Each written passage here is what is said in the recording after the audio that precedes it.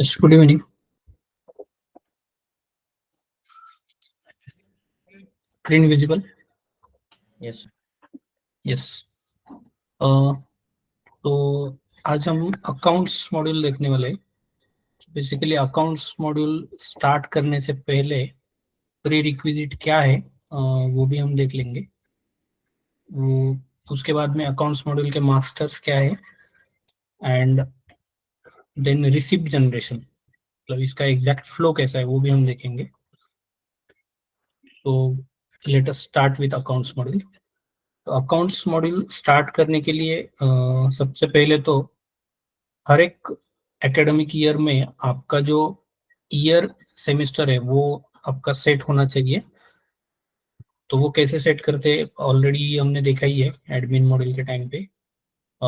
Admin module ERP coordinator set AY semester. यहाँ से सबसे पहला स्टेप है कि आप अकाउंट मॉड्यूल का एकेडमिक ईयर और सेमेस्टर करंट सेट कर लीजिए। सपोज आपको अभी 24-25 के लिए अकाउंट्स मॉड्यूल यूज करना है। इन दैट केस आपका एकेडमिक ईयर सेमेस्टर 24-25 सेमेस्टर 1, और यहाँ से अकाउंट्स मॉड्यूल सिलेक्ट करके उसको सेट कर लीजिए। जो सेट हुआ है आप यहाँ से देख भी सकते हैं, that you already know. Then next step in accounts module is master tables. So which are the master tables that must be filled, that we will see. Now if you search accounts in the master tables, I think all of you know how to access these master tables. तो यहाँ पे जितने भी master tables है, हम यहाँ से सिर्फ अगर अकाउंट सर्च करेंगे तो अकाउंट्स में कुछ ज्यादा मास्टर टेबल्स नहीं आपको दिख रहे। तो इसके पहले भी कुछ मास्टर टेबल्स ऐसे है जो अकाउंट्स के लिए सेट करना जरूरी होता है। एक्चुअली वो ऑनबोर्डिंग के टाइम हम करते ही है, बट इन केस नहीं हुए तो एक बार हम देख लेते हैं। रजिस्ट्रेशन में जो मास्टर टेबल्स है, programme type, then year, then programme year, programme type year, then programme, ये सब मास्टर्स ऑलरेडी हमारे सेट चाहिए। फिर डिपार्टमेंट्स हमारे एडेड चाहिए सब। उसके बाद में रजिस्ट्रेशन में तो इतने हैं, ये मिनिमम मास्टर टेबल्स है, ये कंप्लीट चाहिए आपके। फॉर एग्जांपल किसी कॉलेज ने रजिस्ट्रेशन मॉड्यूल अभी यूज किया ही नहीं है, उन्होंने बोला कि हमें सबसे पहले अकाउंट्स ही स्टार्ट करना है। तो अगर आपको अकाउंट स्टार्ट करना है तो रजिस्ट्रेशन में ये मॉड्यूल्स आपको सेट करने ही पड़ेंगे। मतलब डिपार्टमेंट्स में जितने भी कॉलेज में डिपार्टमेंट्स है, आपको वो सब डिपार्टमेंट्स यहाँ पे ऐड कर लेने पड़ेंगे। आफ्टर एडिंग डिपार्टमेंट्स आपको प्रोग्राम्स ऐड करने हैं। फिर प्रोग्राम और प्रोग्राम टाइप का जो मैपिंग है, प्रोग्राम टाइप और ईयर्स का, वो आपको कंप्लीट करना है।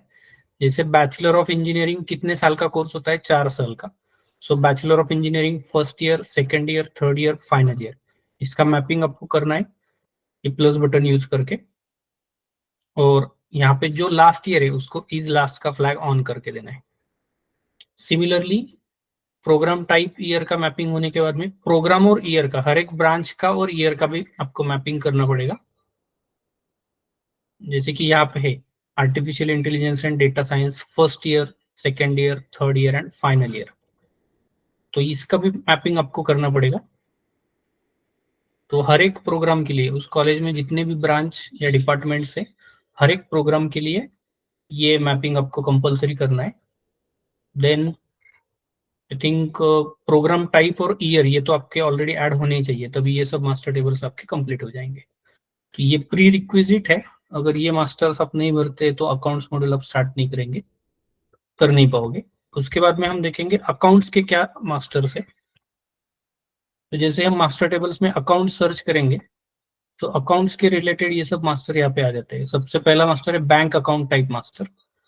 तो बैंक अकाउंट टाइप मास्टर में बेसिकली दो ही वैल्यू एक्सपेक्टेड है, सेविंग और करंट।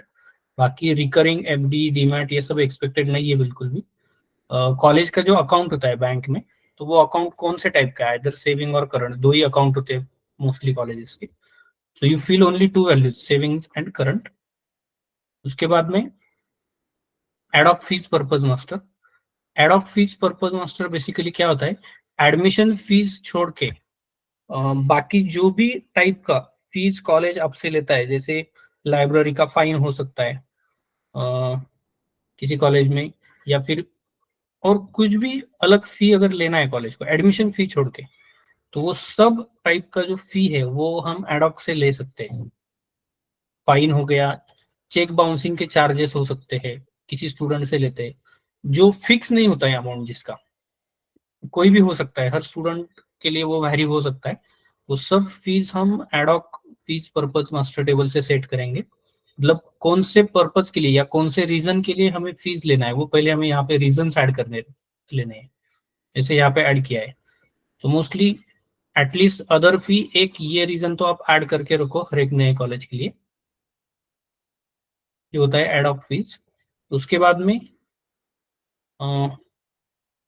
फीस प्रोग्राम टाइप, ये देखें हम।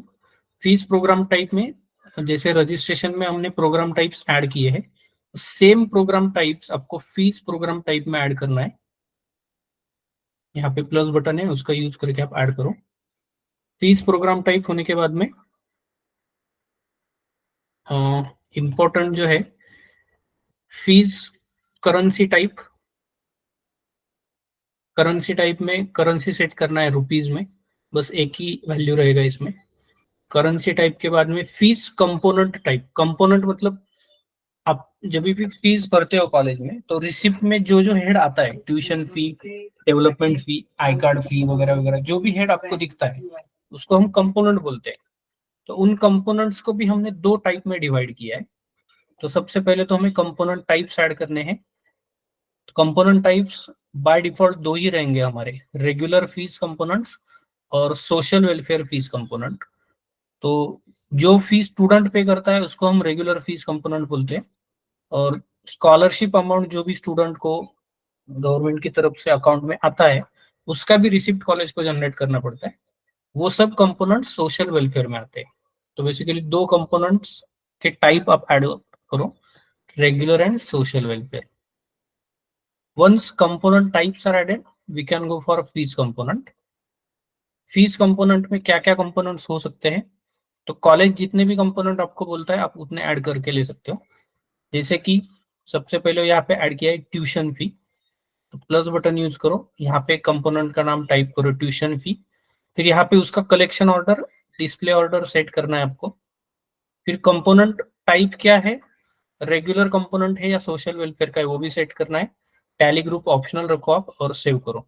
अब सबसे इंपॉर्टेंट है यहाँ पे कलेक्शन ऑर्डर क्या है और डिस्प्ले ऑर्डर क्या है, तो वो मैं 1 मिनट में आपको बता देता हूँ। इसके लिए कोई भी एक रिसिप्ट हमारे पास होना जरूरी है। आई will just show one receipt, and using that receipt you will come to know what is exactly the collection order and display order.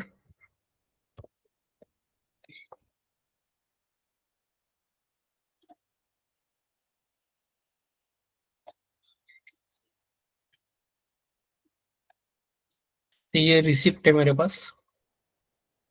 यहाँ पे रिसिप्ट पे आप देख सकते हैं tuition fees, development fees, university fee, और उसके बाद में एक्सेस फी आपको दिख रहा है। तो हर एक रिसिप्ट में आपको हर एक स्टूडेंट के लिए ऐसा ही दिखेगा। सबसे पहला सीरियल नंबर पे आपको ट्यूशन फी ही दिखेगा, दूसरे सीरियल नंबर पे डेवलपमेंट फी आएगा, तीसरे पे आपको इस कॉलेज के लिए यूनिवर्सिटी अदर फीस ही दिखेगा, और लास्ट में आपको दिखेगा एक्सेस। तो यहाँ पे जो डिस्प्ले हो रहा है इसका जो सीरियल है वो होता है डिस्प्ले ऑर्डर। तो यहाँ पे जो आप सेट करते हैं, जब भी नया कंपोनेंट ऐड करते हैं तो उसको आपको सेट करना होता है डिस्प्ले ऑर्डर। यहाँ पे डिस्प्ले ऑर्डर 1 सेट किया है, तो हर एक स्टूडेंट के रिसिप्ट में हमेशा ट्यूशन फी का कंपोनेंट सबसे पहले आएगा, सबसे फर्स्ट दिखेगा आपको, वो होता है आपका डिस्प्ले ऑर्डर। बट यहाँ पे कलेक्शन ऑर्डर है मेरा 5। अगर मैं सॉर्ट करके आपको दिखाऊं कलेक्शन ऑर्डर से, तो देखो सबसे पहले कलेक्शन ऑर्डर में एलिजिबिलिटी फी है, फिर स्टूडेंट इंश्योरेंस है, फिर यूनिवर्सिटी अदर फीस है, फिर डेवलपमेंट फीस है, और फिर ट्यूशन फीस है।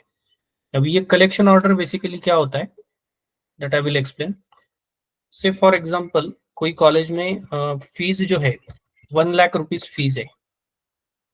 ये 1 लाख का बाइफर्केशन कैसा है, 1,000 रुपए आपका एलिजिबिलिटी का फी है, ये फर्स्ट कंपोनेंट। उसके बाद में 1000 फॉर एग्जांपल आपका इंश्योरेंस है, देन यूनिवर्सिटी अदर फीस से 1000 रुपीज है, उसके बाद में डेवलपमेंट फीस से उस कॉलेज का से 7000 रुपीज है डेवलपमेंट फीस। तो टोटल हो गए 10,000 और टोटल फीस है हमारा 1 लाख। तो रिमेनिंग जो फीस है वो है मेरा से 90,000 ट्यूशन फीस। अब कोई भी स्टूडेंट सबसे पहले पेमेंट करने आएगा तो for example student first instalment first time बोलता है कि मैं अभी सिर्फ 10,000 पे करने वाला हूँ, या सिर्फ 8,000 पे करने वाला हूँ, या फिर 15,000 पे करने वाला हूँ। हम एग्जांपल लेते हैं कि स्टूडेंट सबसे पहले स्टार्टिंग में 15,000 रुपीज पे करने वाला है। तो ये 15,000 रुपीज जब वो 1 लाख से पे करेगा, जब अकाउंटेंट उसका रिसिप्ट बनाएगा, एट दैट टाइम सबसे पहले कौन सा कंपोनेंट डिडक्ट होने वाला है। तो ये 15,000 में से सबसे पहले क्या होगा, कलेक्शन ऑर्डर में एलिजिबिलिटी फीस का ऑर्डर 1 सेट है। इट मींस सबसे पहले एलिजिबिलिटी फीस का 1000 का रिसिप्ट, या फिर रिसिप्ट में एलिजिबिलिटी के सामने आपको यहाँ पे 1000 आ जाएगा, ठीक है। उसके बाद में स्टूडेंट इंश्योरेंस का बैलेंस कम हो जाएगा, उसके बाद में यूनिवर्सिटी अदर फीस का बैलेंस कम होगा, फिर 7,000 डेवलपमेंट फीस का बैलेंस कम होगा, ऐसे 10,000 खत्म हो गए। फिर बचते हैं इसमें से 5,000। तो ट्यूशन फी टोटल अमाउंट 90,000 है, बट क्योंकि स्टूडेंट 15,000 ही पे कर रहा है तो ट्यूशन फी का 5,000 रुपये अभी कटेगा, और उसका जो रिसिप्ट बनेगा उसके रिसिप्ट पे इलिजिबिलिटी का 1,000, इंश्योरेंस का 1,000, यूनिवर्सिटी फीस का 1,000, डेवलपमेंट 7,000, और ट्यूशन फी का जो अमाउंट आएगा वो आएगा 5,000, और टोटल उसका रिसिप्ट दिखाएगा 15,000 रुपए का। तो ये होता है आपका कलेक्शन ऑर्डर। कॉलेजेस में कैसा होता है कि मुझे डिडक्शन इस सीक्वेंस में चाहिए, बट बच्चे को जब मैं रिसिप्ट देने वाला हूँ, स्टूडेंट को रिसिप्ट देने वाला हूँ, उसके रिसिप्ट में ट्यूशन फी हमेशा ऊपर दिखना चाहिए, ऐसा उनका डिमांड होता है। तो उसके लिए हम डिस्प्ले ऑर्डर सेट करते हैं। तो ये होता है आपका डिस्प्ले ऑर्डर और कलेक्शन ऑर्डर। और जितने भी कंपोनेंट्स हैं, सब कंपोनेंट्स ऐड होने के बाद में रेगुलर कंपोनेंट टाइप के लिए आपको एक एक्सेस कंपोनेंट बाय डिफॉल्ट हमेशा ऐड करना है। और सोशल वेलफेयर में भी जितने भी कंपोनेंट्स है, जैसे development fees government of India scholarship, tuition fee government of India scholarship, इसमें भी आपको एक कंपोनेंट एक्सेस का बाय डिफॉल्ट ऐड करना है सोशल वेलफेयर के लिए। So in this way you can set fees component.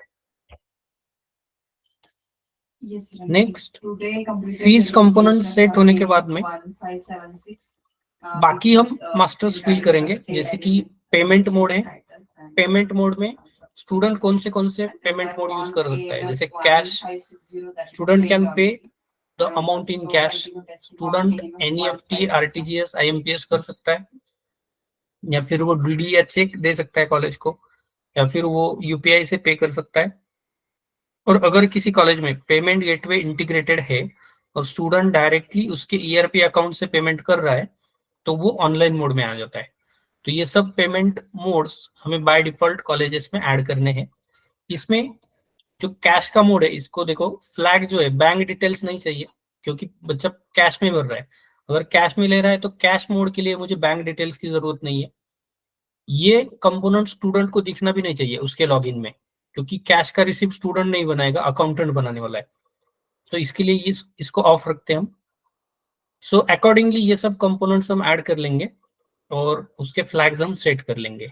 इसमें से कैश, एनईएफटी, डीडी, यूपीआई, ये सब ऑफलाइन पेमेंट मोड से।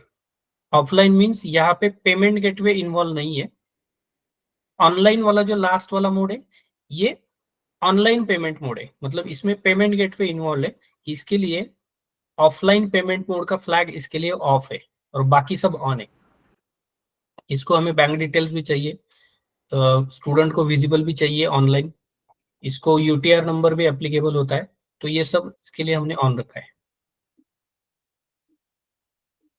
Yes, sir. Just I have one doubt. The masters we are seeing right now, right? Yes. So, is it necessary to fill those master as you are displaying, or small, capital, or something different? Will it be okay? Yes, it will be okay. We can we can fill this with small caps also, cash, NEFT, RTGS. That is okay. These are not Okay. hard coded. Yes. Okay. I think only this one, the online mode. I think this Okay. will be hard coded. Okay. Now, one Yes. more thing. While explaining, sir, please explain if student pays excess fee, what will happen? If Yes. Yes. Yes. all those flows, if a student cancels or if some receipt gets cancelled, what to do, how to do, Yes. Yes. Yes. I like will do this. it. Yes. So these are payment mode list that you have to add. Once payment modes are added, the next master that we have to fill, yes, receipt type master. So what are the different receipts that are generated through account module? So these are different receipt types. Revaluation, this is applicable for those colleges where examination module is being used और student को उसके marks में कुछ दिक्कत है, वो revaluation के लिए अप्लाई कर रहा है हमारे एग्जामिनेशन मॉडल के थ्रू, तो उसके लिए रिवैल्यूएशन का रिसिप्ट लगता है. बैकलॉग्स अगर किसी स्टूडेंट के हैं और एक हमारे एग्जाम मॉड्यूल के थ्रू ही स्टूडेंट वो फॉर्म भरता है एग्जामिनेशन फॉर्म, तो उसके लिए री एग्जाम बैकलॉग ये सब रिसिप्ट है. आई थिंक एडॉक ये जो रिसिप्ट टाइप है, जितनी भी अदर फीस हम लेते हैं एडमिशन छोड़ के, फाइन वगैरह, अगर वो एडॉक मॉड्यूल से हम लेते हैं तो उसके लिए ये ad hoc purpose ad hoc receipt type हमारा ऐड होना चाहिए. सो सर्टिफिकेट्स में भी, मतलब सर्टिफिकेट मॉड्यूल में भी बोनाफाइड के लिए कुछ कॉलेजेस फीस रखते हैं. जब स्टूडेंट बोनाफाइड को अप्लाई करेगा तो 100 रुपए पे करेगा, तो वो भी ऑनलाइन हो सकता है. तो उसका रिसिप्ट यहाँ पे बनेगा, मतलब रिसिप्ट टाइप उसका सर्टिफिकेट रहेगा. फिर विजिटिंग लर्नर, ट्रांसपोर्ट, ये सब रिसिप्ट टाइप्स है. जैसे जैसे मैं आपको रिसिप्ट बताऊंगा ये आपको समझ में आ जाएगा कि ये कहाँ पे यूज हुआ है. बट ये रिसिप्ट टाइप्स आप ऐड करके रखो. देन रिसिप्ट टाइप होने के बाद में आई थिंक ये बचा है हमारा. सर वो रिसिप्ट टाइप में हॉस्टल का नहीं था क्या? हॉस्टल का नहीं है इसमें. हॉस्टल का रिसिप्ट टाइप अलग से हॉस्टल मॉड्यूल में उसका मास्टर है, तो वहाँ पर ऑलरेडी एडेड है, इसलिए हॉस्टल का यहाँ पे नहीं है. यस. रिसिप्ट टाइप होने के बाद में यहाँ पे आपको कुछ ट्रैकर्स दिखते हैं. Common receipt tracker, receipt number tracking, re registration receipt number tracking, या फिर रिफंड का भी रिसिप्ट नंबर ट्रैकिंग होता है. सोशल वेलफेयर का ट्रैकिंग है. तो ये ट्रैकर्स बेसिकली क्या है, जो रिसिप्ट अकाउंटेंट जनरेट करेगा, तो हर एक रिसिप्ट में नंबर आता है ये. तो यहाँ पे कुछ लॉजिक सेट है. 1 मतलब वो कॉलेज का कोड है, S मतलब सेकंड ईयर होता है, F मतलब फर्स्ट ईयर हो सकता है, T मतलब थर्ड ईयर. उसके बाद में 22 मतलब ईयर है, 22, 23, ये जो आपका एकेडमिक ईयर है उसके लिए 22 हो सकता है. और आगे का जो 4 डिजिट है वो एक्चुअल में रिसिप्ट नंबर है. तो सबसे पहला जो रिसिप्ट स्टार्ट होगा आपका वो 0001 ये होगा. तो उसके लिए हमें हर साल ट्रैकर सेट करना पड़ता है, और हर साल ट्रैकर आपका 001 से ही स्टार्ट होना चाहिए. तो वो हम इस ट्रैकर से सेट करते हैं. I will just show it. Common receipt number tracking, यहाँ पे आप देख सकते हैं अलग अलग ट्रैकर्स है. तो कॉमन रिसिप्ट में बाकी सब रिसिप्ट आती है, जो एडमिशन की रिसिप्ट है, एडमिशन फीस है, वो छोड़ के अदर फीस जितनी भी हम लेते हैं वो सब हम यहाँ से सेट कर देते हैं. जैसे आप यहाँ पे देख सकते हैं कि विजिटिंग लर्नर का अभी 282 दिख रहा है आपको, मतलब 281 रिसिप्ट जनरेट हो चुकी है इनकी. या फिर एडॉक में आपको दिख रहा है 5154, मतलब 515 इतनी रिसिप्ट ऑलरेडी जनरेट हो चुकी है इस साल में. तो ये आपका ट्रैकर होता है. ट्रैकर ऐड करने के लिए सिंपली आपको यहाँ पे जाना है. यहाँ पे आपको सिर्फ 24 25 के लिए ऐड करना है, तो मैं यहाँ पे लूंगा 24. मेरा ट्रैकर स्टार्ट होगा 1 से एडॉक, और एकेडमिक ईयर होगा मेरा 24 25. तो एडॉक मॉड्यूल में सबसे पहला जो रिसिप्ट बनेगा 24 25 के लिए, तो उसका रिसिप्ट नंबर 1 से स्टार्ट होना चाहिए. तो इसको हम सेव करेंगे. तो ये होता है आपका बेसिकली रिसिप्ट ट्रैकर, और इसमें से एक आपका एक्टिव होता है. मतलब जितने भी रिसिप्ट टाइप मास्टर्स है यहाँ पे, तो हर एक साल के लिए एक एक एक्टिव होना चाहिए आपका. देन रिसिप्ट नंबर ट्रैकिंग, ये आपका एडमिशन फीस के लिए. अभी हमने जो कंपोनेंट्स देखे, ट्यूशन फी, डेवलपमेंट फी, उसके लिए रिसिप्ट नंबर ट्रैकिंग है. तो यहाँ पे आपको कोई रिसिप्ट टाइप नहीं पूछने वाले, यहाँ पे सिर्फ आपको ईयर और नंबर देना है, सिंपली ऐड करना है। ईयर क्या होगा मेरा से 25 या फिर 24, ट्रैकर मेरा सेट होगा 1 से स्टार्ट होगा, और ये कौन सा एकेडमिक ईयर के लिए मैं मैप कर रहा हूँ, तो 24-25। और एक्टिव अगर अभी करना है तो इस एक्टिव को ऑन कर सकते हैं या फिर ऑफ रख सकते हैं। अभी जो करंटली एक्टिव मास्टर है वो आपको यहाँ पे दिखेगा। एकेडमिक ईयर 23-24 के लिए ये मास्टर अभी एक्टिव है ट्रैकर, तो इतनी रिसिप्ट अभी जनरेट हो चुकी है 5848। अभी नेक्स्ट जो रिसिप्ट जनरेट होगा वो इस नंबर का होगा, और ये एक ही एक्टिव है। आप जो ट्रैकर एक्टिव करोगे उसके हिसाब से रिसिप्ट पे नंबर आ जाता है। ये एडमिशन फी का ट्रैकर है। Then re registration receipt number tracking, जो स्टूडेंट एग्जाम में बैकलॉग या फिर री रजिस्ट्रेशन का फीस पेमेंट करेंगे उसके लिए री रजिस्ट्रेशन का ट्रैकिंग यहाँ पे सेट करना है। उसके बाद में स्कॉलरशिप का रिसिप्ट जो है, स्कॉलरशिप का रिसिप्ट का ट्रैकर ये है social welfare receipt number tracking, इसको भी हमें सेट करना पड़ता है हर साल। अगर आप कोई ईयर में रिसिप्ट ट्रैकर भूल जाते हो सेट करना तो ज्यादा दिक्कत नहीं आता है, सिर्फ इतना ही है कि 24 ईयर आपका स्टार्ट हो जाता है, बट आपका रिसिप्ट ऑटोमेटिक 23 में ही चलता रहता है। आपके रिसिप्ट पे हमेशा 23 ही आएगा, और वही रिसिप्ट का सीक्वेंस वहां पे फॉलो होता रहेगा। बाकी ज्यादा दिक्कत कोई आता नहीं, मतलब रिसिप्ट गलत हो जाती है या फिर ऐसा कोई दिक्कत नहीं आता है। मोस्ट ऑफ द कॉलेजेस, मतलब कोई कॉलेजेस तो देखते भी नहीं है कि अभी रिसिप्ट ट्रैकर कौन सा चले, they just need a number for that receipt. फिर रिफंड का भी हम रिसिप्ट नंबर ट्रैकिंग लेते हैं। जैसे हम जो भी पेमेंट कॉलेज को आता है उसके लिए हम रिसिप्ट बनाते हैं। अगर कॉलेज किसी स्टूडेंट को रिफंड देता है तो उसका भी रिसिप्ट हम यहाँ पे एंटर करते हैं, उसका भी रिसिप्ट हम बनाते हैं। तो उसके लिए हमें रिफंड का रिसिप्ट नंबर ट्रैकिंग सेट करना पड़ता है सेम वे। देन ये सब ट्रैकर्स थे। रिमाइंडर डेज वगैरह मैं आपको बाद में बताता हूँ। यहाँ तक अगर कुछ क्वेरीज है तो आप पूछ सकते हैं, otherwise we can move ahead.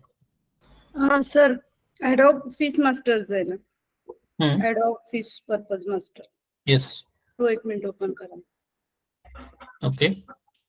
इथे जो अकाउंट टाइप येतो तो जो आपण आधीच्या मास्टर मध्ये टाकलाय तो आहे का काय, कुठून टाकायचं? यहाँ पे जो हम अकाउंट टाइप आता है, यहाँ पे जब भी हम नया फीस पर्पज मास्टर सेट करेंगे ना, तो यहाँ पे आपको पर्पज क्या है, मतलब अभी एडॉक में कौन सा फीस आपको लेना है। जैसे मुझे लाइब्रेरी फाइन लेना है तो मैं यहाँ पे टाइप करूंगा लाइब्रेरी फाइन। यहाँ पे आपको पूछा जाता है कि ये फीस प्री डिफाइन है क्या, मतलब लाइब्रेरी फाइन फिक्स है क्या आपका, हर एक स्टूडेंट को 100 रुपए ऐसा रहता है क्या। अगर वैसा है तो आप इसको बोलिए प्री डिफाइन, और उसका अमाउंट आप यहाँ पे दीजिए। अगर ये फिक्स नहीं है, मतलब हर एक स्टूडेंट का अलग अलग हो सकता है, तो आप इसको प्री डिफाइन मत रखो, तो वो निकल जाएगा। ठीक है, प्री डिफाइन करते हैं तो आपको अमाउंट बताना पड़ेगा, अगर नहीं है तो बताने की जरूरत नहीं है। देन अकाउंट टाइप, यहाँ पे जनरली ये एक ही वैल्यू चाहिए कॉलेज, यहाँ से ऐड हो जाता है वो, यहाँ पे प्लस बटन दिया है तो यहाँ से ऐड हो जाएगा वो। अगर यहाँ पे कुछ नहीं है ड्रॉप डाउन में तो पहले आप यहाँ से एक ऐड कर लीजिए अकाउंट टाइप। अभी अकाउंट टाइप बेसिकली कब लगता है, अगर किसी कॉलेज में मल्टीपल अकाउंट्स है, 2-3 कॉलेजेस, 2-3 अकाउंट्स है एक कॉलेज के जहाँ पे फीस कलेक्शन होता है। एडमिशन फीस अलग अकाउंट में होता है, ट्रांसपोर्ट का फीस अलग अकाउंट में, एग्जाम का फी अलग अकाउंट में उनको लेना है, तो 4-5 अकाउंट्स हो सकते हैं उनके। इस केस में हमें अकाउंट टाइप भी यहाँ पे चाहिए। वैसे आप अकाउंट टाइप ऐड कर सकते हैं कि एडमिशन फीस अकाउंट, ट्रांसपोर्ट फी अकाउंट, तो यहाँ से वो मैनेज हो सकता है मेरे ख्याल से। गोकुळ सर, एक क्वेरी अशी होती, मी जर ॲडॉक मध्ये एक थेसिस म्हणून टाकला, सपोज येस पीएचडी थेसिसची फी घ्यायची म्हणून टाकलं, येस, आणि मी त्याला तो ऍप्लिकेबल ठेवला, पण तो सगळ्यांना दिसताना सगळ्यांना दिसेल ना, यूजीच्या पण मुलांना दिसेल ना? नाही दिसणार, तो सगळ्यांना नाही दिसत। त्या ऍडॉक मध्ये गेल्यानंतर तुम्हाला कळेल, म्हणजे मी इथे जरी ऍड केलेला आहे पर्पज मास्टर 1000, तरी पण Okay. तो सगळ्या मुलांना दिसणार नाही, कुणालाच दिसणार नाही इनफॅक्ट। तो तुम्ही जेवढ्या मुलांना अलाउ करेल तेवढ्याच जेवढ्या मुलांना. मुलांना तुम्ही फीस सेट कराल तिकडे तेवढ्याच मुलांना दिसेल तो। पण ओके, त्यातला एक असा इश्यू जाणवतो की जिथं आपण एक सब्जेक्ट रजिस्ट्रेशनला एक फ्लॅग ठेवलाय की फीस भरल्याशिवाय सब्जेक्ट रजिस्ट्रेशन होत नाही. बरोबर, ओके, ट्युशन फी भरल्याशिवाय. येस. तिथं जर ऍडॉक असेल आणि ऍडॉकची फी भरली ना सर, तर हम्म. सब्जेक्ट रजिस्ट्रेशनला अलाउ करतं ते. याचं म्हणजे मग याचं आणि काही कनेक्शन आहे का तिकडे? जस्ट मला ते विचारत होतं. ऍक्च्युली माझ्या नाही पाहिजे सिनारिओ तसं. एक सिनारिओ मध्ये मागच्या सेमिस्टरला एक असा सिनारिओ झालाय व्ह्यू मध्ये. ओके, म्हणजे की त्याने adhoc ऍडॉप फीस तुषार- भरली आणि ऑन झाला. Tushar, have you reported that issue? Yes sir. मला ऍडॉक बंद करून ठेवायला सांगितलं सर तेव्हा. मग तो इश्यू सॉल्व्ह करायला पाहिजे, कारण करायला असं नाही पाहिजे. व्हायला Actually पाहिजे. मला पण आज फर्स्ट टाइमच रिपोर्ट झाला असं. टोटली डिस्कनेक्टेड गोष्टी आहेत. येस. Yes. कारण ऍडॉक आपण case to case basis apply करतो. येस. हा. Yes thank you. ठीक आहे. तो हे मास्टर्स होते. अकाउंटचे मास्टर ऍक्च्युली खूप केअरफुली भरावे लागतील तुम्हाला हे सगळे. तो वन्स मास्टर फिल झाले तर नेक्स्ट प्रोसेस मी सांगतोय. यामध्ये एक मास्टर मी स्किप केलेला आहे. एक तो आहे स्टुडंट फीस कॅटेगरीचा. तो आता मी घेतोय पुढे. एकदा तुमचे मास्टर्स सगळे सेट झाले, मास्टर सेट झाल्यानंतर अजून पुढच्या काही प्रोसेस आहेत आता त्या मी सांगतोय. इसमें कुछ मास्टर्स ऐसे हैं जिनकी लिंक्स यहाँ पे ऑलरेडी अवेलेबल है. So now we will start with this last one, student fees category. तो student fees category basically क्या होती है? तो यहाँ पे आप डिफरेंट फीस कैटेगरी के मास्टर आप ऐड मैंने किए वो देख सकते हैं. Open, SC ST, SBC VJNT, OBC, EBC. तो ये बेसिकली क्या होता है? सपोज 1 लाख रुपए फीस है कोई कॉलेज में, तो ओपन का स्टूडेंट ये पूरा फीस भरने वाला है 1 लाख रुपए. सेम SC ST का अगर स्टूडेंट है तो उसको इतना फी रहता ही नहीं है. उसको ट्यूशन फी गवर्नमेंट की तरफ से मिलता है, डेवलपमेंट फी उसको गवर्नमेंट की तरफ से मिलता है. तो बचा हुआ जितना भी फीस है जैसे यूनिवर्सिटी अदर फी, इंश्योरेंस और एलिजिबिलिटी फी, ये 3,000 रुपए सिर्फ ये SC ST का स्टूडेंट पे करने वाला है. SBC या फिर VJNT कैटेगरी है तो इस केस में उसको डेवलपमेंट फी और ये बाकी की अदर फीस उसको पे करनी है और ट्यूशन फी गवर्नमेंट की तरफ से आता है. मतलब स्टूडेंट का एडमिशन कैटेगरी अलग अलग हो सकता है, बट SBC, VJ, NT 1, 2, 3, 4 जितनी भी कैटेगरीज है SBC और VJNT में, चारों कैटेगरीज के लिए फीस सेम होता है. तो जब भी हम इधर फीस मास्टर बनाएंगे, फी स्ट्रक्चर का मास्टर हम फिल करेंगे, तो हर एक कैटेगरी के लिए अलग अलग मास्टर हमें भरने की जरूरत नहीं है, हम उसको कंबाइन कर सकते हैं. इसके लिए मैंने यहाँ पे लिया है SBC, VJNT. OBC और EBC स्टूडेंट का फीस सेम होता है. OBC स्टूडेंट को ट्यूशन फी में 50% कंसेशन मिलता है. EBC स्टूडेंट्स को भी 50% कंसेशन मिलता है. तो दोनों का फीस सेम होता है. इसलिए जो भी स्टूडेंट ओपन कैटेगरी में है लेकिन उसको EBC अप्लीकेबल है, उसको यही फी मास्टर लगता है, और जो स्टूडेंट OBC कैटेगरी का होगा उसको भी यही फी लगेगा. सिमिलरली SC और ST दोनों कैटेगरी ऐसी है कि उनका फीस सेम होता है. इसलिए मैंने एक ही फीस कैटेगरी यहाँ पे बनाई है और अकॉर्डिंगली हम मास्टर फिल करने वाले हैं. तो कोई भी नया कॉलेज अगर आपके पास आता है, आपको सबसे पहले तो उस कॉलेज का एडमिशन फी का जो स्ट्रक्चर है उसको पहले एनालाइज करना पड़ेगा और मिनिमम फीस टाइप आपको यहाँ पे बनाने हैं. अदरवाइज क्या होता है, वो अकाउंटेंट फिर उसको हेक्टिक हो जाता है. फी स्ट्रक्चर मास्टर हर एक कैटेगरी का अलग अलग अगर उसको भरना है, इट बिकम्स वेरी हेक्टिक, और हमारे लिए भी वो मैनेज करना हेक्टिक होता है. तो ये आप मिनिमम रखो, स्टूडेंट फीस कैटेगरी आपको मिनिमम रखना है. जितना कम रख सकते हैं आप कम रखो. ठीक है. सो यहाँ पे सिंपली हम प्लस बटन यूज करके फीस कैटेगरी ऐड करते हैं, और फीस कैटेगरी ऐड करते time we have to give this answers like ये ओवर एंड अबव का कैटेगरी है क्या. और ओवर अबव बेसिकली क्या होता है, जैसे कि EWS जो है, EWS कैटेगरी का जितने भी एडमिशन है वो नॉर्मल जो हमारा कोटा होता है, जो इनटेक होता है, उसके ऊपर एक्स्ट्रा 10% एडमिशन होते हैं. तो अगर ऐसे कैटेगरी के लिए आप कोई फीस टाइप यहाँ पे बनाते हैं, जैसे कि मैंने यहाँ पे EWS बनाया है. एक्चुअली EWS और OBC EBC का फीस सेम है, बट क्योंकि कुछ कॉलेजेस क्या कहते हैं कि मुझे रिपोर्ट्स अलग चाहिए, एक्स्ट्रा फीस वाले या फिर एक्स्ट्रा एडमिशन वालों का रिपोर्ट मुझे अलग चाहिए, इसलिए इनको फिर मैंने ईडब्ल्यूएस अलग करके दिया. So accordingly we have to manage it. फिर यहाँ पे फी स्ट्रक्चर अप्लीकेबल का फ्लैग भी है. फी स्ट्रक्चर आपको कंपोनेंट वाइज देना है क्या, मतलब फी स्ट्रक्चर बेसिकली क्या है, बाइफर्केशन आप देने वाले हो क्या. ये जो 1 लाख फीस है, इस कैटेगरी के लिए आपको बाइफर्केशन चाहिए क्या. अगर चाहिए तो आप फी स्ट्रक्चर अप्लीकेबल करो. अगर बाइफर्केशन की जरूरत नहीं है, सिंपली अमाउंट आप डाल के प्रोसीड करने वाले हैं, तो आप इसको ऑफ भी रख सकते हैं. आई थिंक वीआईटी में कुछ केसेस में ये होता है, फॉरेन नेशनल के केसेस में. एम आई राइट रोशन सर?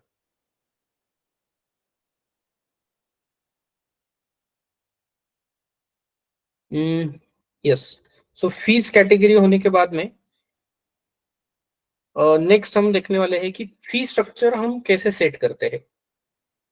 तो फी स्ट्रक्चर बेसिकली सेट करना है तो मोस्ट ऑफ द कॉलेजेस के लिए अकाउंट मास्टर में यहाँ पे आपको लिंक रहेगा set fee structure master. But यहाँ पे थोड़ा अलग दिया है उनको. यहाँ पे एडमिन में कोऑर्डिनेटर एक रोल बनाया है और यहाँ पे सेट फी स्ट्रक्चर मास्टर दिया है. तो यहाँ पे मैं जाता हूँ. अभी फी स्ट्रक्चर मास्टर कैसे फिल करेंगे हम नए कॉलेज के लिए, दैट वी विल डिस्कस. तो सबसे पहले तो आपको यहाँ पे देखना है कि admitted year, academic year, programme type और प्रोग्राम. यहाँ पे फॉर एग्जांपल मुझे 24-25 के लिए जो नए एडमिशन्स होने वाले हैं उनके लिए मुझे फी स्ट्रक्चर बनाना है. तो मुझे यहाँ पे क्या लेना पड़ेगा, 24-25 ये मेरा एडमिशन ईयर हो गया. फिर एकेडमिक ईयर, जो नए स्टूडेंट्स का एडमिशन होने वाला है वो भी 24-25 में भी होने वाला है, तो एकेडमिक ईयर भी उनका सेम रहेगा. प्रोग्राम टाइप, अब बैचलर्स का फी अलग रहेगा, मास्टर्स का अलग रह सकता है, एमबीए का अलग रह सकता है. तो इसलिए आपको वहां पे सिलेक्ट करना पड़ेगा बैचलर ऑफ इंजीनियरिंग. और जितने भी एडमिशन्स होंगे वो एफई में होंगे फर्स्ट ईयर में. तो फर्स्ट ईयर में इस पर्टिकुलर कॉन्फ़िगरेशन के लिए जो भी एडमिशन्स होने वाले हैं उसमें अलग अलग स्टूडेंट हो सकते हैं. कोई ओपन कैटेगरी का है तो उसको ओपन का फीस लगेगा. एसबीसी विजेएनटी के लिए हम ये फी स्ट्रक्चर मास्टर फिल करेंगे. तो हमें वो अकॉर्डिंगली सिलेक्ट करना है और फेच करना है. जैसे ही हम फेच करेंगे तो ये स्ट्रक्चर आपके सामने आ जाएगा. यहाँ पे 2 साइड से, एक है फीस फ्रॉम स्टूडेंट, दूसरा है फीस फ्रॉम सोशल वेलफेयर. तो फीस फ्रॉम स्टूडेंट में आपको सिर्फ क्या बोलना है कि ये जो कॉलेज का फीस है 1 लाख, इसमें से स्टूडेंट कितना पे करने वाला है वो डिटेल आपको यहाँ पे देना है. और उसको स्कॉलरशिप या फिर गवर्नमेंट की तरफ से कितना पैसा मिलने वाला है वो आपको यहाँ पे देना है. बट अल्टीमेटली हर एक स्टूडेंट के लिए, हर एक फी कैटेगरी के लिए आपका टोटल सेम होने वाला है, 1 लाख ही होने वाला है. कैसे होने वाला है हम देखेंगे. मैं अभी ऑलरेडी जो प्री फील्ड मास्टर्स है वो आपको दिखा देता हूँ. से एकेडमिक ईयर करंट लेता हूँ मैं, एडमिशन ईयर 23-24, एकेडमिक ईयर भी 23-24 लेता हूँ और फर्स्ट ईयर का स्टूडेंट ओपन कैटेगरी पेज कर देता हूँ मैं. आप यहाँ पे देख सकते हैं ट्यूशन फी कितना है उसको 97,000, development fee 12,000, university other fees, insurance and these are the fees. अब जो भी ओपन कैटेगरी का स्टूडेंट है जिसको फुल फीस अप्लीकेबल है, जिसको कोई स्कॉलरशिप नहीं मिलने वाली है, उसको स्कॉलरशिप के साइड में देखिए यहाँ पे हमने फीस एंटर किया है 0. तो उसका स्टूडेंट का साइड का जो टोटल है वो है 1,14,000. स्कॉलरशिप साइड का टोटल है 0. तो दोनों का मिला के आपका टोटल ये हो गया. ठीक है, ये सेम ईयर के लिए, फर्स्ट ईयर के लिए ही हम अब ओबीसी का फी स्ट्रक्चर देखते हैं. तो ओबीसी को टिक करो और उसको पेज करो. Just see the difference now. OBC students के लिए ट्यूशन फी में 50% कंसेशन है. तो स्टूडेंट कितना पे करेगा, 98 नहीं पे करेगा, अभी वो 48,000 ही पे करेगा.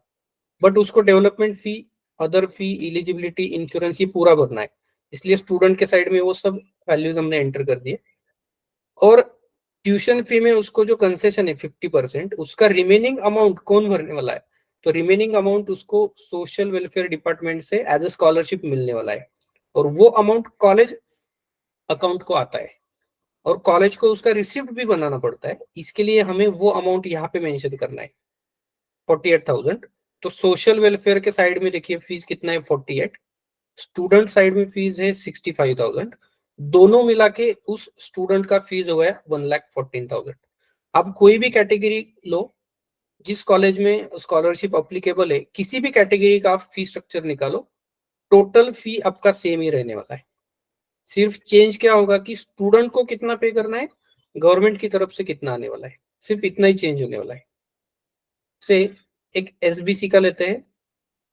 एसबीसी का देखिए, यहाँ पे ट्यूशन फी नहीं भरता है स्टूडेंट, सिर्फ डेवलपमेंट और अदर फी पे करता है, तो उसको 16,000 पेमेंट करना पड़ता है।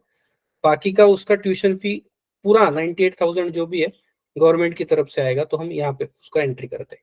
तो टोटल फी उसको इतना ही है 1,14,000, वो पे करेगा 16,000 और गवर्नमेंट की तरफ से आएगा 97,000।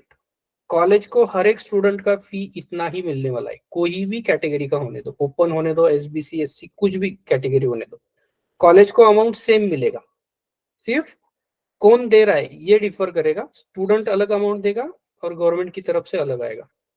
तो यहाँ पे जो भी कॉलेज का फी स्ट्रक्चर है उसका बाइफर्केशन आपको यहाँ पे एंटर करना पड़ता है, और ये हर साल आपको भरना पड़ता है। फॉर एग्जाम्पल, अभी हमारा करंट एकेडमिक ईयर 23-24 चालू है, और थर्ड ईयर के स्टूडेंट्स के लिए या फिर सेकंड ईयर के स्टूडेंट के लिए मुझे फी स्ट्रक्चर फिल करना है। तो ये कैसे करेंगे हम, करंट एकेडमिक ईयर में 23-24 में सेकंड ईयर के जो स्टूडेंट्स है उनका एडमिशन ईयर क्या होगा, वो तो इस साल का एडमिशन ईयर नहीं होगा। जो रेगुलर स्टूडेंट्स है वो पिछले साल में फर्स्ट ईयर में थे, अब सेकंड ईयर में आए हैं, तो उनका एडमिशन ईयर होगा 22-23। तो हमें वो सिलेक्ट करना है 22-23, और उनका ईयर एसी कैटेगरी और फेच करके उनका फी का डिटेल हमें यहाँ पे फिलअप करना है। कुछ बच्चे ऐसे भी हो सकते हैं सेकेंड ईयर में, करंट एकेडमिक ईयर में 23-24 में सेकेंड ईयर के क्लास में कुछ बच्चे ऐसे भी हो सकते हैं जो वाईडी थे, 2-3 साल आए ही नहीं, अभी आए हैं, तो उनका एडमिशन ईयर अलग हो सकता है, उनका एडमिशन ईयर में भी 18-19 भी हो सकता है। तो ऐसे बच्चों के लिए भी हमें फी सेट करना पड़ेगा। तो ऐसे बच्चों के लिए admission year, academic year select करके हमें फी सेट करना पड़ता है। ये अकाउंटेंट को पूरा प्रोसेस पता रहता है, मतलब फी स्ट्रक्चर का, इसको उसको ये समझ में आ जाता है इमीडिएटली। ठीक है, फी स्ट्रक्चर में कोई डाउट है?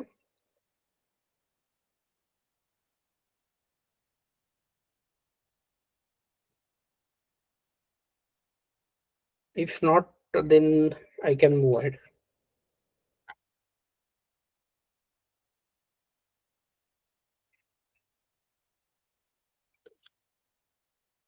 Okay. So once fee structure is set, now next जो प्रोसेस होता है, हर एक स्टूडेंट को फीस कैटेगरी मैपिंग करना है। मतलब हर एक स्टूडेंट के लिए कौन सा फी कैटेगरी उसको अप्लीकेबल है वो हमें मैप करना पड़ता है। जैसे हमने यहाँ पे अकाउंट्स में कुछ फीस कैटेगरी अभी ऐड की थी, तो जितनी भी फीस कैटेगरी है हर एक स्टूडेंट के लिए हमें वो डिफाइन करना पड़ता है कि फी कैटेगरी क्या होने वाला है उस स्टूडेंट का। तो वो फ्रंट एंड से भी हो सकता है या फिर इंपोर्ट से भी पॉसिबल है। मैं आपको इंपोर्ट से भी बता देता हूँ और फ्रंट एंड से कैसे करेंगे वो भी बता देता हूँ। इंपोर्ट का लिंक यहाँ पे अवेलेबल है, आई will just show that link. तो अकाउंट्स में अकाउंट सेक्शन है, यहाँ पे बल्क इंपोर्ट है, स्टूडेंट फीस कैटेगरी लिंकिंग। इसमें हमें क्या करना है,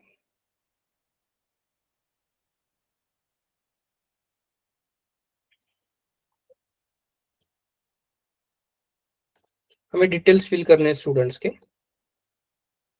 स्टूडेंट का पीआरएन नंबर, स्टूडेंट का नाम, एकेडमिक ईयर ये करंट होगा हमारा जिस साल के लिए हम फी सेट कर रहे हैं। ईयर में क्या होगा, स्टूडेंट फर्स्ट ईयर का है, सेकंड ईयर का है, वो आएगा। जहां से आप ये फाइल डाउनलोड करोगे वहां पे आपको ये सब मास्टर मिल जाते हैं। फिर उस स्टूडेंट को कौन सा फी अप्लीकेबल है, तो वो आएगा आपका फीस कैटेगरी में। से ये मेरा पीआरएन नंबर है, ये मेरा स्टूडेंट का नाम है, एकेडमिक ईयर करंट है। फिर ये स्टूडेंट अभी सेकेंड ईयर में है तो एसवाई आएगा या फिर एससी आ सकता है। फीस कैटेगरी, इसका एडमिशन कैटेगरी एससी है, तो ये कौन से कैटेगरी का फी भरेगा, तो वो हमें मास्टर में यहाँ पे मिल जाएगा। क्योंकि उसका एडमिशन कैटेगरी एससी था तो स्टूडेंट SC/ST का फीस पे करेगा। तो ये फी कैटेगरी हमें लेना है, यहाँ पे डालना है। एप्लीकेशन नंबर है तो ठीक है, नहीं है तो आप डैश करो और ये फाइल इंपोर्ट करो। तो ये फाइल इंपोर्ट करने से सभी स्टूडेंट्स को आपको फीस कैटेगरी मैपिंग हो जाएगा। ये हम इंपोर्ट से कर सकते हैं। देन फ्रंट एंड में भी ये पॉसिबल है, मतलब हर एक स्टूडेंट के लिए अकाउंटेंट जैसे जैसे स्टूडेंट फीस पेमेंट करने के लिए विंडो पे आने वाला है, तो ये वहां पे भी पॉसिबल है। तो वो कैसे किया जाता है, that we will see now. Simply accounts में यहाँ पे एडमिशन फीस है, या फिर कुछ कॉलेजेस पे ये एडमिशन फीस की जगह पे स्टूडेंट फीस भी रोल है। स्टूडेंट फीस में पे फीस का ऑप्शन रहेगा आपको, तो अकाउंटेंट यहाँ पे क्लिक करता है, यहाँ पे वो स्टूडेंट का नाम सर्च कर सकता है, या फिर उसको PRN अगर पता है तो PRN एंटर कर सकते हैं। ये PRN है स्टूडेंट का, और फीस का रिसिप्ट बनाने के लिए वो यहाँ पे प्रोसीड करेगा। इसी पेज पे सेट कैटेगरी लिंकिंग का एक हमने लिंक ऑलरेडी प्रोवाइड किया है, तो यहाँ पे क्लिक कर सकता है। यहाँ पे उसका PRN दीजिए, गेट कैटेगरी डिटेल्स लीजिए। इसको अकाउंट ऑफिसर का रोल चाहिए। हाँ, फीस कैटेगरी लिंकिंग वगैरह सब सेट करने के लिए अकाउंट ऑफिसर एक रोल ग्रुप है, वो अभी कंपलसरी हुआ है लेटेस्ट, वो उस अकाउंट को असाइन होना चाहिए।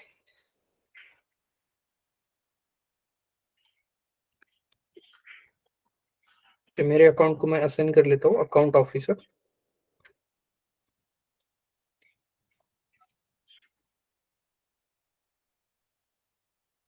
यस, और अब मैं अगर देखता हूँ, जैसे आप इस पेज पे गेट फी कैटेगरी डिटेल्स पे क्लिक करेंगे तो आपको यहाँ पे स्टूडेंट का पूरा हिस्ट्री दिखता है। First year, second year, third year, पूरा हिस्ट्री आपको यहाँ पे दिखता है। और हर एक ईयर में उसको कौन सा फीस टाइप मतलब फीस कैटेगरी है, वो कौन सा फीस टाइप है जो करंट ईयर आपको लास्ट में यहाँ पे दिखने वाला है। सिर्फ आप उसको एडिट कीजिए, एडिट में जाके उसको कौन से फीस टाइप पे हमें ऐड करना है वो सिलेक्ट कर लीजिए और उसको सेव कर दीजिए। जैसे मैं SC/ST सिलेक्ट करके सेव करता हूँ, इस स्टूडेंट को SC/ST का फी स्ट्रक्चर अप्लाई हो जाएगा। तो यहाँ से हमने जो already fee structure master fill up किया था, यहाँ से हमें सिर्फ उसको फीस कैटेगरी का लिंकिंग स्टूडेंट के साथ करना है, तो वो फी स्ट्रक्चर हर एक स्टूडेंट को अप्लाई हो जाता है यहाँ से। And now we can move ahead with the payment facility. Fees category linking तक अगर कुछ क्वेरी है तो आप पूछ सकते हैं, else we can move ahead.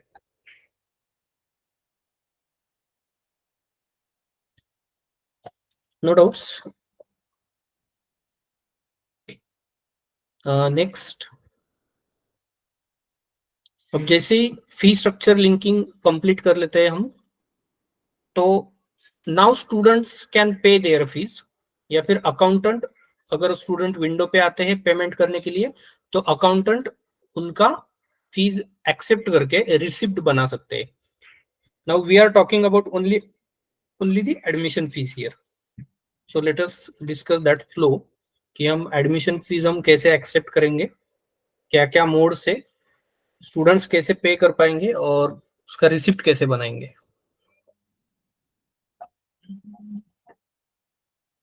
Okay, सो यहाँ पे अकाउंट्स है, अकाउंट्स में एडमिशन फीस में पे एडमिशन फीस आपको ऑप्शन दिखेगा। यहाँ से हम एडमिशन फी का रिसिप्ट बनाते हैं।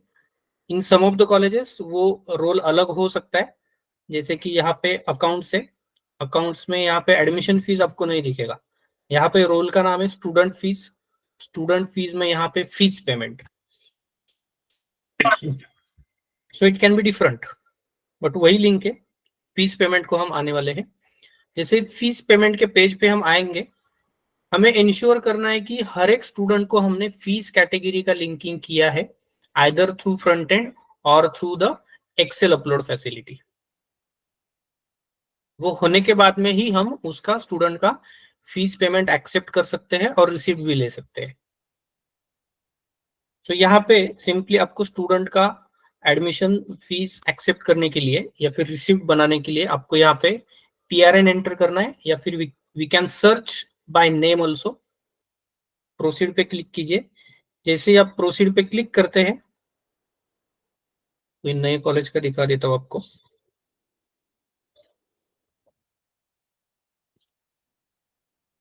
So it will be better to understand.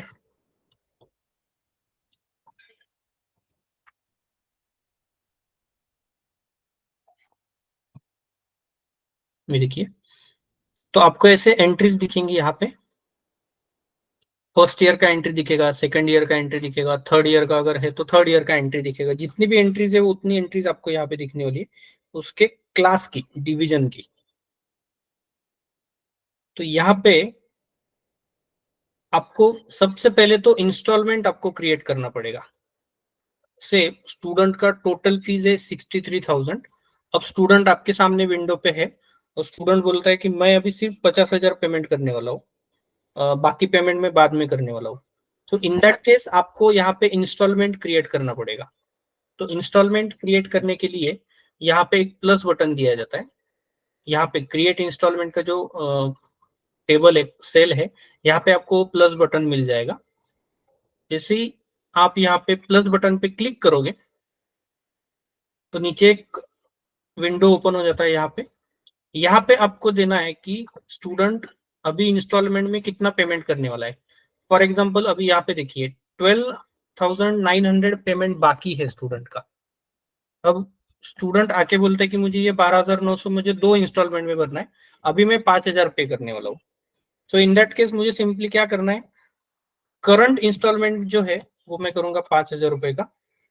Instalment amount enter करो, उसके बाद में यहाँ पे डेट आपको देना पड़ेगा, आज का डेट, क्योंकि पेमेंट आज कर रहा है वो। उसके बाद में यहाँ पे प्लस बटन है, रिमेनिंग अमाउंट के लिए आप यहाँ पे प्लस पे जाओ, ऑटोमेटिक आपका रिमेनिंग अमाउंट यहाँ पे आ जाएगा। और प्रीवियसली पेड अगर कोई इंस्टॉलमेंट है तो ऑटोमेटिक यहाँ पे दिखेगा, वो नॉन एडिटेबल रहेगा।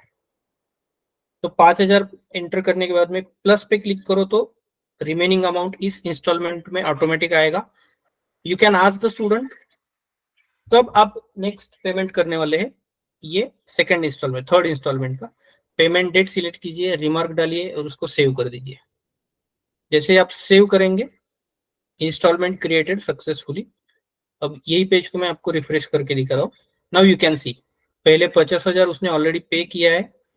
अब जो उसका ड्यू है 12,900, उसमें से अभी वो आज 5,000 रुपए भरने वाला है से, एंड रिमेनिंग अमाउंट ही is going to pay on this date. अब मुझे क्या करना है, स्टूडेंट विंडो पे है, वो 5,000 का पेमेंट करने वाला है। We are assuming only the offline mode of the payments right now. जो स्टूडेंट विंडो पे आके पेमेंट कर रहा है, तो यहाँ पे सिंपली आपको पे क्लिक करना है। जैसे आप पे क्लिक करोगे, रिसिप्ट जनरेशन का प्रोसेस स्टार्ट हो जाएगा। यहाँ पे जो ऑलरेडी पेड इंस्टॉलमेंट है उसका रिसिप्ट सबसे पहले दिखेगा आपको कि ये उसका प्रीवियस रिसिप्ट है 50,000 का, तो वो आपको यहाँ पे दिख जाएगा। It is just for your reference purpose. फिर आगे हमने पे किया है, तो सेकंड इंस्टॉलमेंट जो है वो पे होने वाला है, अभी इसका रिसिप्ट बनने वाला है 5,000। यहाँ पे रिसिप्ट नंबर आ जाएगा ऑटोमेटिक, रिसिप्ट का डेट, रिसिप्ट आज बन रहा है तो आज का डेट आएगा बाय डिफॉल्ट। देन कैशियर या फिर अकाउंटेंट जो भी है वो यहाँ पे पेमेंट के डिटेल्स डालने वाले हैं कि पेमेंट कैसा मिल रहा है उसको, कैश में मिल रहा है तो कैश, ट्रांसफर अगर किया है, सपोज कॉलेज ने अकाउंट नंबर स्टूडेंट को दिया था और उसने डायरेक्टली अकाउंट में ट्रांसफर किया है कॉलेज के, तो वो NEFT RTGS सिलेक्ट करेंगे।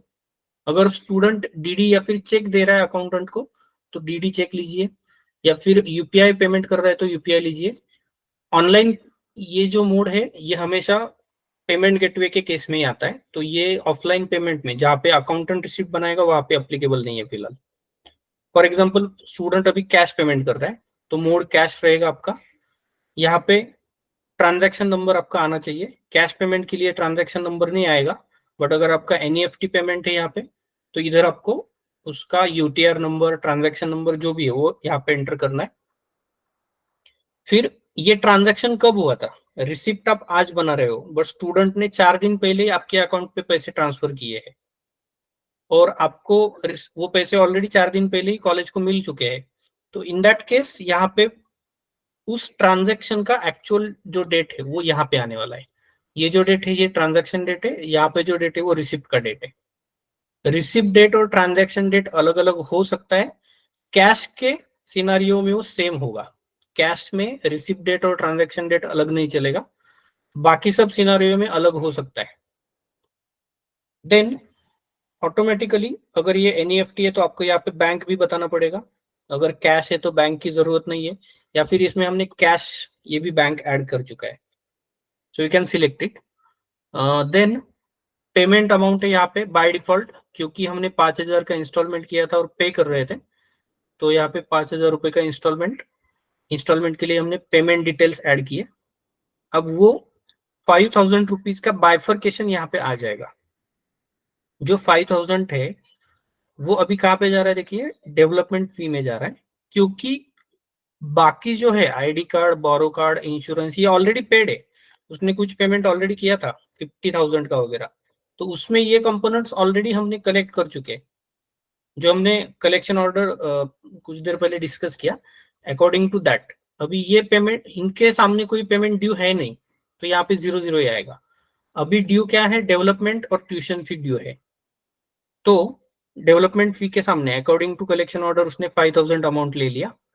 ये हम यहाँ से मैनेज कर सकते हैं। समझो इस इंस्टॉलमेंट में मुझे ऑटोमेटिक डेवलपमेंट फी के सामने अमाउंट आया है, बट मुझे यहाँ पे नहीं लेना है, ये 5,000 मुझे ट्यूशन फी में लेना है, तो आप मैन्युअली एडिट भी कर सकते हैं इसको, we can do it. And just आपको रिमार्क डालना है, नेक्स्ट पेमेंट कब है उसका डेट सिलेक्ट करना है और सेव करना है।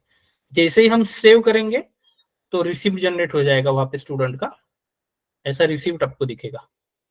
The accountant can take the print out of that receipt, उसका प्रिंट ले सकते हैं। और अगर एडिट करना है, कुछ मिस्टेक हुआ है, तो एडिट का भी बटन यहाँ पे अवेलेबल होता है वही पेज पे। यहाँ तक क्लियर है? Yes sir. Okay, so next I think receipt generation का ये फ्लो आपको समझ में आया रहेगा। One more thing I want to add here about the excess fees now, that is very important. For example ये अनपेड इंस्टॉलमेंट्स में delete कर देता हूँ, और यहाँ पे एक जो इंस्टॉलमेंट है स्टूडेंट का बचा हुआ 12,900 का है, वो स्टूडेंट आज पे करने वाला है, सेव कर देता हूँ। नाउ एज्यूम दैट स्टूडेंट का 12,900 रुपीज का पेमेंट अभी ड्यू है। स्टूडेंट अकाउंटेंट के सामने अभी विंडो पे है, और स्टूडेंट बोल रहा है कि मुझे अभी फीस पे करना है। और फीस पे करते टाइम वो क्या बोल रहा है कि मैंने ऑलरेडी अकाउंट में ट्रांसफर कर दिए आपके पैसे, और मुझे पता नहीं था कि मेरा पेमेंट 12,900 है, मैंने 15,000 रुपए आपके अकाउंट में ट्रांसफर कर दिए कॉलेज के अकाउंट में। सो इन दैट केस कैशियर 12,900 की रिसिप्ट नहीं बनाएगा, इन दैट केस उसको 15,000 का ही रिसिप्ट बनाना पड़ेगा। बट क्योंकि यहाँ पे स्टूडेंट ने एक्स्ट्रा पेमेंट किया है, तो हमें एक्सेस का रिसिप्ट उसको देना पड़ेगा। तो वो कैसे करते हैं हम देखेंगे। सिंपली जो आपका इंस्टॉलमेंट है उसको आप पे कीजिए। पे करने के बाद में ऑटोमेटिक यहाँ पे अमाउंट आ चुका है 12,900, बट स्टूडेंट ने पेमेंट कितना किया है, 15,000 का। सो 15,000 माइनस 12,900, उसने एक्स्ट्रा पेमेंट कितना किया है, 2,100। तो आपको यहाँ पे एक्सेस में वो अमाउंट डालना है 2,100। तो जैसे मैं एक्सेस में डालता हूँ, टोटल अमाउंट मेरा हो जाता है इस रिसिप्ट का 15,000 रुपए, बट मेरा इंस्टॉलमेंट है 12,900 का।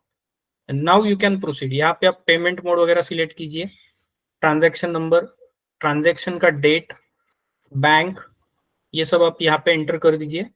उसके बाद में यहाँ पे कंपोनेंट्स का ब्रेकअप आ जाएगा, तो ऑटोमेटिकली उसका जो बचा हुआ फीस था, देखो उसमें डेवलपमेंट फी उसने ले लिया 5,800, ट्यूशन फी उसका ड्यू था वो ले लिया यहाँ पे 7,000, और उसने 2,000 का पेमेंट एक्स्ट्रा किया है, तो वो एक्सेस के सामने आ जाएगा। और जो रिसिप्ट बनेगा यहाँ पे, उसके रिसिप्ट में एक्सेस के सामने अमाउंट आ जाएगा 2,100 रुपीज। ये क्लियर है आपको एक्सेस पेमेंट कैसे लेना है?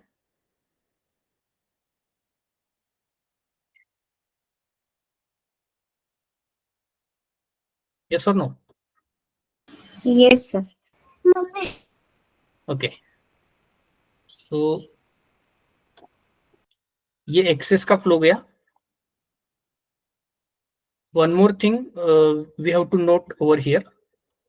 यहाँ पे आप देख सकते हैं कि हम पोस्ट डेटेड चेक, अगर स्टूडेंट पीडीसी दे रहा है, पोस्ट डेटेड चेक दे रहा है, अभी मेरे पास पैसा नहीं है बट कॉलेज बोलता है ठीक है आप चेक दे दो, आप कब पेमेंट करने वाले हो, और स्टूडेंट पोस्ट डेटेड चेक देता है, तो उसका अगर एंट्री यहाँ पे लेना है तो यहाँ पे हम वो एंट्री भी ले सकते हैं पीडीसी का. पार्ट पेमेंट है तो यहाँ पे हम क्लिक कर सकते हैं. देखो जैसे कि पे करता हूं मैं, पे करने के बाद में यहाँ पे क्लिक करना है. मतलब कुछ पेमेंट वो अभी कर रहा है बाय कैश, और कुछ पेमेंट इसी अमाउंट का वो पोस्ट डेटेड चेक दे रहा है. तो यहाँ पे cheque number, bank name, cheque का डेट क्या है वो दे सकते हैं हम, यहाँ पे रिमार्क दे सकते हैं, फिर उसका अमाउंट आ जाएगा and then we can make a receipt over here. और we also have a facility to add the post dated checks over here. Add PDC details. यहाँ पे हम जाएंगे तो उसकी इंस्टॉलमेंट्स आपको यहाँ पे दिखती है. इंस्टॉलमेंट के सामने आप चेक नंबर, चेक का डेट, फिर बैंक नेम, MICR कोड, ये सब आप यहाँ पे एंटर कर सकते हैं, उसको सेव करके रख सकते हैं. जैसे हम डिटेल सेव करेंगे, अकाउंटेंट ये चेक आपके कॉलेज के बैंक में डिपॉजिट करेगा, उसको पेमेंट आ जाएगा. पेमेंट आने के बाद में वो फिर से इसी स्टूडेंट के यही विंडो पे आने वाला है. आने के बाद में पीडीसी डिटेल पे जाएगा. यहाँ पे अब एक बटन आपको मिलने वाला है. तो यहाँ पे क्लियर का बटन आपको मिलेगा. अगर जैसे चेक क्लियर होता है, पेमेंट कॉलेज को आ जाता है, सिर्फ ये बटन प्रेस करना है अकाउंटेंट को.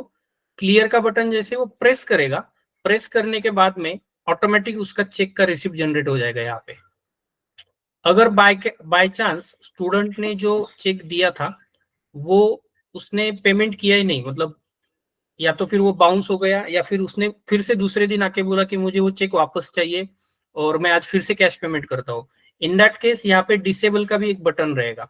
आप यहाँ से सिंपली वो पीडीसी डिसेबल कर दीजिए, तो इसका एंट्री नल एंड वॉइड हो जाएगा, फिर उसका एंट्री सिस्टम से वैनिश हो जाएगा. ठीक है. तो यहाँ से हम पीडीसी डिटेल्स एंटर कर सकते हैं. वन मोर थिंग, यहाँ पे व्यू अपलोड आप देख सकते हैं. यहाँ पे अगर मैं क्लिक करता हूँ फिर से मुझे इंस्टॉलमेंट दिखेंगी. कोई कॉलेजेस में, सम ऑफ द कॉलेजेस में ऐसा भी प्रोसेस होता है कि मुझे जो पेमेंट करना है, अगर मैं इंस्टॉलमेंट में पे कर रहा हूँ तो मुझे सबसे पहले बोला जाता है कि स्टूडेंट को सबसे पहले बोला जाता है कि you have to go to principal. Principal से आप परमिशन लेके आओ, रिटर्न परमिशन लेके आओ, और वो परमिशन यहाँ पे सबमिट करो, फिर हम आपका पेमेंट लेंगे. ऐसा भी कुछ कॉलेजेस में करते हैं. इन दैट केस अगर स्टूडेंट परमिशन लेके आता है, वो एप्लीकेशन लेटर कॉलेज में सबमिट करता है, और अकाउंटेंट्स को उसका ट्रैक रखना है, रिकॉर्ड उस चाहिए, तो सिंपली अकाउंटेंट क्या कर सकता है, उस एप्लीकेशन को स्कैन करके यहाँ पे वो अटैच करके सेव करके रख सकता है. सो इन फ्यूचर अगर हमें देखना है या फिर अकाउंटेंट को देखना है कि इस स्टूडेंट को किसने परमिशन दिया था पार्ट पेमेंट करने के लिए, तो सिंपली यहाँ पे जाके वो देख सकता है. उसको यहाँ पे व्यू बटन मिल जाएगा और यहाँ से वो एक्सेस कर सकता है कि किसका एप्लीकेशन है, किसका सिग्नेचर है और किसने उसको परमिशन दिया था. सो वो भी हम यहाँ पे सेव करके रख सकते हैं. क्लियर?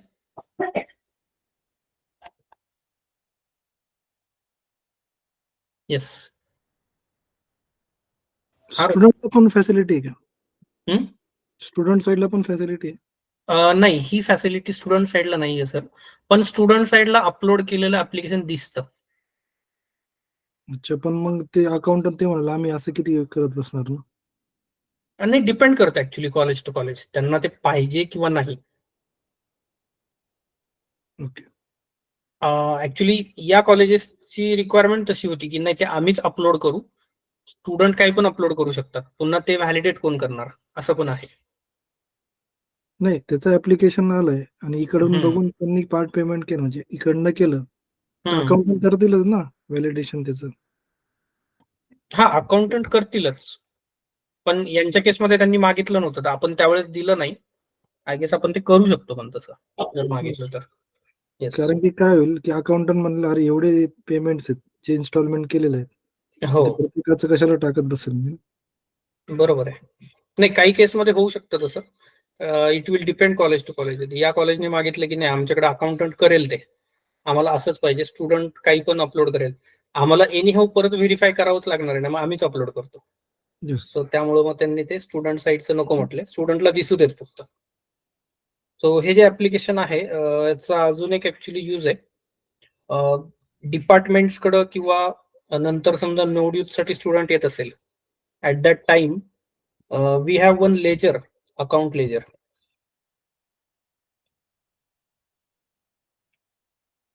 सो ओके, हे चालत नाही ना आज. Admin ERP coordinator ledger. Suppose I want to check student fees, तो यहाँ पे लेजर दिखता है मुझे, तो लेजर में भी यहाँ पे एप्लीकेशन दिखता है. 4 साल के बाद में स्टूडेंट आता है और उसका कुछ ड्यू यहाँ पे दिख रहा है, और फिर 4 साल के बाद उसको आपको ट्रैक करना है कि इसको किसने परमिशन दिया था कि पार्ट पेमेंट करने के लिए वो टाइम पे. तो वो एप्लीकेशन अगर अकाउंटेंट ने अपलोड करके रखा है 4 साल के बाद में भी, आप वो एप्लीकेशन यहाँ पे लेजर में भी देख सकते हैं. सिंपली आपको यहाँ पे क्लिक करना है व्यू बटन पे, जितने एप्लीकेशंस आपने अपलोड किए हैं उतने सब आपको यहाँ पे दिख जाएंगे. ठीक है. Sir, yes sir. just I was not present in between. Just I wanted to ask you whether the cancel receipt, edit receipt, all those flows are explained. No, right now I'm going to explain those. Okay. I just covered how exactly It's not receipt- possible to cover all the entire flow or entire module. We can stop and we can cover the remaining things tomorrow also. Not No necessary to problem, no complete the problem. entire session. Yes. So I think I will cover edit and cancel right now. It's a small part. It will take hardly 5 Okay. minutes. Yes. Yes, Trupti is having some doubt. Yes. Sir जे part payments आहेत तर it is standardise और की बाबा दोनच part payments ठेवू शकतो या depend on the college Installments ना. इंस्टॉलमेंट्स इंस्टॉलमेंट्स डिपेंड करता, कॉलेज के ऊपर डिपेंड करता है. एक्चुअली जब भी स्टूडेंट पे करता है पेमेंट, तो कुछ कॉलेजेस में स्टैंडर्ड इंस्टॉलमेंट रहता है कि पहला इंस्टॉलमेंट स्टूडेंट 50% अमाउंट भरेगा, दूसरे इंस्टॉलमेंट में 50% भरेगा. तो उसके लिए हमारे पास इंस्टॉलमेंट का स्टैंडर्ड फ्लो भी है. अकाउंट्स में आपको इंस्टॉलमेंट मास्टर मिलेगा इधर, जस्ट इधर है अकाउंट्स में इंस्टॉलमेंट. यहाँ पे इंस्टॉलमेंट मास्टर है, यहाँ पे हम वो सेट करके रख सकते हैं प्री डिफाइंड कि for example this academic year, for this programme type bachelor of engineering for first year students, due date क्या होगा, पहले इंस्टॉलमेंट का ड्यू डेट क्या है, पेमेंट सीक्वेंस मतलब ये फर्स्ट इंस्टॉलमेंट, और वो कितना पेमेंट करेगा फर्स्ट इंस्टॉलमेंट में से 50%. तो जैसे ही हम ये सेट करेंगे और अप्लाई करेंगे, तो हर एक स्टूडेंट को जितना भी फीस पेमेंट अप्लीकेबल है उसको बाय डिफॉल्ट पहला इंस्टॉलमेंट 50% का क्रिएट हो जाएगा. फिर सेकंड इंस्टॉलमेंट आप यहाँ से जैसे ही सेट करोगे से 30%, तो उसको बाय डिफॉल्ट 30% का हो जाएगा. But most of the colleges ये नहीं करते यूज, तो वो मैन्युअली करते हैं, हर एक स्टूडेंट को अलग अलग इंस्टॉलमेंट देते हैं वो. तो अलग अलग इंस्टॉलमेंट में पॉसिबल है, क्योंकि यहाँ पे आपको प्लस बटन मिलता है, प्लस बटन पे क्लिक करके हम हर एक स्टूडेंट का सेपरेट इंस्टॉलमेंट बना सकते हैं. जिसका पेमेंट ऑलरेडी हो चुका है उसको यहाँ पे प्लस बटन नहीं आएगा. Okay, now I will just explain how we can cancel and edit the receipt. जो मैंने कोई रिसिप्ट अभी बनाया है और उसमें कुछ गलती हुआ है, तो उसमें मुझे रिसिप्ट को एडिट या फिर कैंसिल करना है, तो कैसे कर सकता हूँ मैं. तो सेम फ्लो रहेगा आपका. अकाउंट्स में स्टूडेंट फीस में फीस पेमेंट पे जाइए, यहाँ पे रिसिप्ट बनाने के लिए हम प्रोसीड करते हैं, यहीं पे आपको लिंक मिलेगा फीस रिसिप्ट, या फिर इधर साइड में भी हमने लिंक ऑलरेडी अवेल कर दिया है, वो अकाउंट्स में स्टूडेंट फीस में यहाँ पे कैंसिल रिसिप्ट भी है, बट वो इधर से भी हो सकता है, या फिर ये सेम फीस रिसिप्ट में यहाँ पे देख सकता हूँ, फीस रिसिप्ट का लिंक है, तो वही लिंक यहाँ पे प्रोवाइड किया है। सिंपली मैं यहाँ पे जाऊंगा, आई will just select the student, type the name, fetch all receipt. तो जैसे मैं पूरे रिसिप्ट उसकी यहाँ पे फेच करूंगा तो मुझे पूरी रिसिप्ट यहाँ पे मिल जाएंगे स्टूडेंट की। उसने अब तक जितना भी पेमेंट किया है पूरा सब डिटेल यहाँ पे आ जाएंगे for each and every year. अब इसमें से समझो इस रिसिप्ट में एंट्री करते समय अमाउंट मैंने करेक्ट लिया है, बट कुछ कंपोनेंट्स में मैंने गड़बड़ किया है, मिस्टेक किया है। In that case I want to edit it, तो सिंपली उसको रिसिप्ट पे क्लिक करना है। रिसिप्ट पे क्लिक करने के बाद में स्क्रॉल डाउन करो, यहाँ पे एडिट बटन है, एडिट पे जाना है। तो यहाँ पे अगर रिसिप्ट का डेट गलत हुआ है तो ये जो फर्स्ट जो डेट है ये रिसिप्ट का डेट है, यहाँ से वो रिसिप्ट का डेट करेक्ट करेगा और चेंज डेट पे क्लिक करेगा तो ये सबमिट हो जाएगा। अगर उसने पेमेंट मोड गलत लिया है तो पेमेंट मोड करेक्ट सिलेक्ट करो, उसमें ट्रांजैक्शन नंबर डालो, फिर ट्रांजैक्शन डेट भी गलत हुआ है तो हम वो करेक्ट कर सकते हैं, यहाँ पे बैंक करेक्ट कर सकते हैं और सबमिट पे क्लिक करेंगे तो ट्रांजैक्शन डिटेल्स यहाँ पे करेक्ट हो जाएंगे। उसके बाद में टोटल पेमेंट उतना ही रहेगा, यहाँ पे हम चेंज नहीं कर सकते, बट गलती से यूनिवर्सिटी अदर फीस में 2685 इतना पेमेंट गया है, वो यहाँ पे नहीं जाना चाहिए था, वो पेमेंट यहाँ पे 0 चाहिए, वो एक्चुअली डेवलपमेंट फी में जाना चाहिए, तो हम वो चेंज कर सकते हैं यहाँ पे, बट टोटल अमाउंट उतना ही रहेगा। अगर गलती से आप यहाँ पे 200 डालोगे और उसको सेव करने का ट्राई करोगे तो वो आपको एरर मैसेज देने वाला है, क्योंकि रिसिप्ट का टोटल अमाउंट अलग है, टोटल अमाउंट 4000 है, तो आपका टोटल उतना ही आना चाहिए, ये टोटल चेंज नहीं कर सकते आप। या फिर एक्स्ट्रा कंपोनेंट आपको रिसिप्ट में ऐड करना है तो यहाँ से ड्रॉप डाउन आएगा, वहां से एक एक्स्ट्रा कंपोनेंट ऐड करके उसको हम पेमेंट यहाँ पे ऐड कर सकते हैं। तो क्योंकि ऑलरेडी सब कंपोनेंट एडेड है तो ड्रॉप डाउन में कुछ नहीं आएगा। या फिर कुछ कंपोनेंट हम डिलीट भी कर सकते हैं यहाँ से, तो मैंने ट्यूशन फी का कंपोनेंट डिलीट कर दिया, सो वो भी पॉसिबल है। रिमार्क मुझे चेंज करना है तो रिमार्क में जाओ, यहाँ पे एडिट करो रिमार्क, उसको सेव कर दो। जैसे मैं सेव करूंगा तो पूरे डिटेल्स यहाँ पे सेव हो जाएंगे। ये आपका receipt edit facility. In any case you can change receipt date, transaction date, component amount, but you cannot change the total receipt amount. हाँ, अगर ऐसा है कि पेमेंट 2000 का ही आया है बट अकाउंटेंट ने गलती से 4000 का रिसिप्ट बनाया, इन दैट केस आपको वो कैंसिल ही करना पड़ेगा। कैंसिल करने के लिए क्या फ्लो है वो भी दिखा देता हूँ। सेम पेज पे जहाँ पे हमने फेच रिसिप्ट किया था, रिसिप्ट के सामने एडॉक रिसिप्ट के यहाँ पे आपको कैंसिल बटन मिल जाता है। अगर रिसिप्ट ओपन करने के बाद में ऊपर भी एक कैंसिल बटन आ जाता है, ये भी फ्लो है। या फिर यहाँ पे आपको एक कैंसिल का सेपरेट लिंक भी दिया है। तो स्टूडेंट फीस में अगर आप जाते हो, कैंसिल रिसिप्ट में जाओ, फिर एक स्टूडेंट में यहाँ पे सर्च करता हूँ, मुझे इस स्टूडेंट का एक रिसिप्ट कैंसिल करना है, तो पूरी रिसिप्ट आ गई। ये रिसिप्ट मुझे कैंसिल करना है, रिसिप्ट नंबर यहाँ पे एंटर करो, इसमें रिमार्क डालो से रॉन्ग अमाउंट, उसके बाद में गेट करो। गेट करने के बाद में यहाँ पे क्लिक टू कैंसिल आएगा, क्लिक टू कैंसिल पे क्लिक करो, वो रिसिप्ट कैंसिल हो जाएगा। तो रिसिप्ट जैसे ही कैंसिल करते हैं तो क्या क्या चेंज होता है वो भी इंपॉर्टेंट है। जैसे आप रिसिप्ट कैंसिल करोगे उस अमाउंट का, तो यहाँ पे ये जो ग्रीन में दिख रहा है आपको इंस्टॉलमेंट, ये पेड इंस्टॉलमेंट है, वो अनपेड आ जाएगा फिर से। और यहाँ पे टोटल अमाउंट पेड जो भी है से वो अमाउंट पेड से अब ड्यू में आ जाएगा, ये चेंज हो जाता है ऑटोमेटिक।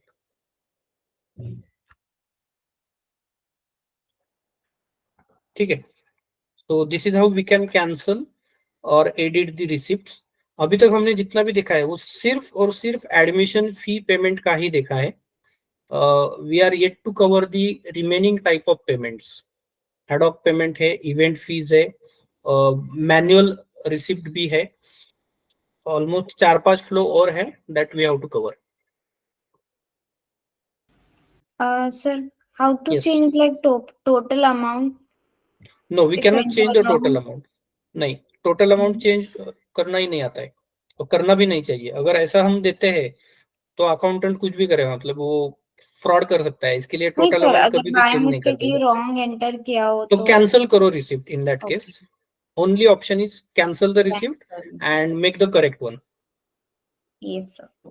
यस, क्योंकि ऐसा हो सकता है ना, मतलब 4000 का मैंने अभी रिसिप्ट बना के दिया, एक्चुअली पेमेंट मैंने 10,000 का लिया है, ठीक है, और 10,000 का लेने के बाद में स्टूडेंट को मैंने 10,000 का रिसिप्ट दे दिया, और फिर बाद में स्टूडेंट घर पे जाने के बाद में वो रिसिप्ट मैंने एडिट किया, उसको टोटल अमाउंट मैंने 4,000 कर लिया।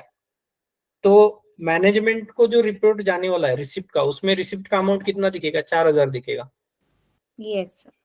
तो 6,000 रुपए फ्रॉड हो जाता है वहां पे, इसलिए हम टोटल अमाउंट एडिट नहीं करने देते, ठीक है। We have to cancel it and we have to make a new receipt. Yes. Okay,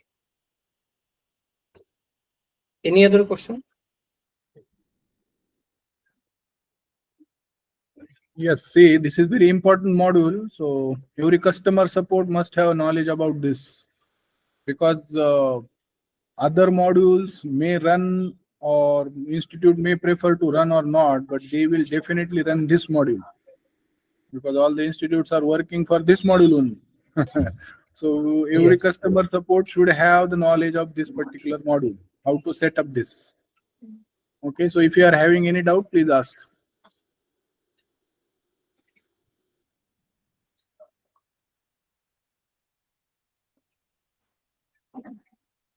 इसमें मैंने इसका प्री रिक्विजिट तो बताया, बट मैंने ये नहीं बताया, मतलब हम डायरेक्टली उसको फीस कैटेगरी लिंकिंग कर रहे हैं, बट वहां पे फर्स्ट ईयर सेकंड ईयर कहाँ से आया ये मैंने बताया नहीं एक्चुअली, क्योंकि Right. वो आपका आई थिंक एडमिशन में कवर हुआ है। अगर Admission new may we student discuss को- that. यस, तो एडमिशन में वो सब ऑलरेडी हुआ है, उसको ईयर वगैरह कैसे ऐड करते हैं। और अगर ओल्ड स्टूडेंट से first year to second year transfer हो रहे हैं तो उनको हम प्रमोट करते हैं। सिंपली प्रमोट करने के बाद में वो यहाँ पे सेकंड ईयर वगैरह आ जाएगा कैटेगरी लिंकिंग में। Okay. Now, is it discussed that how to change the fees category, student category, how to change student category, fees category while taking fees? not discussed, but I can just show it right now. Because At that this- is also important. Yes yes, in the accounts जहाँ पे हम fees payment accept करते हैं फिर receipt बनाते हैं, same page पे जब अकाउंटेंट पेमेंट के लिए प्रोसीड करता है तो अगर उसको यहाँ पे लगता है कि अरे यहाँ पे फीस गलत आ गया, स्टूडेंट का यहाँ पे देखिए पूरा डिटेल दिखता है, उसका कैटेगरी वगैरह सब दिखता है, से यहाँ पे ओपन कैटेगरी दिख रहा है, बट यहाँ पे उसको फीस अप्लाई हुआ है एससी कैटेगरी का। अगर वो सिनेरियो उसको दिखता है, इमीडिएटली यहीं पे वो अकाउंटेंट एडिट में जा सकता है और यहाँ से वो फी कैटेगरी चेंज करके फीस स्टूडेंट का चेंज करके ले सकता है। तो देखिए यहाँ पे टोटल पेएबल अमाउंट चेंज हो गया, सो अकॉर्डिंगली यहाँ पे इमीडिएटली फीस ड्यू उसका आ गया। सेम मैं फिर से चेंज कर देता हूँ, तो उसका टोटल पेएबल अमाउंट फिर से चेंज हो गया, फीस ड्यू उसका 0 हो गया। यही से हो सकता है, बट ये जो एडिट बटन है इसके लिए उस पर्टिकुलर अकाउंट को, लॉगिन को अकाउंट ऑफिसर का रोल ग्रुप होना जरूरी है। अगर वो रोल ग्रुप हम असाइन नहीं करते हैं तो यहाँ पे उसको एडिट बटन नहीं दिखता है। मतलब हर कोई चेंज नहीं कर सकता अकाउंट ऑफिस में, वो किसी के पास स्पेसिफिक राइट होगा, वही सिर्फ फी कैटेगरी चेंज कर सकता है, और उसके लिए उस अकाउंट को अकाउंट ऑफिसर का रोल ग्रुप असाइन होना जरूरी है।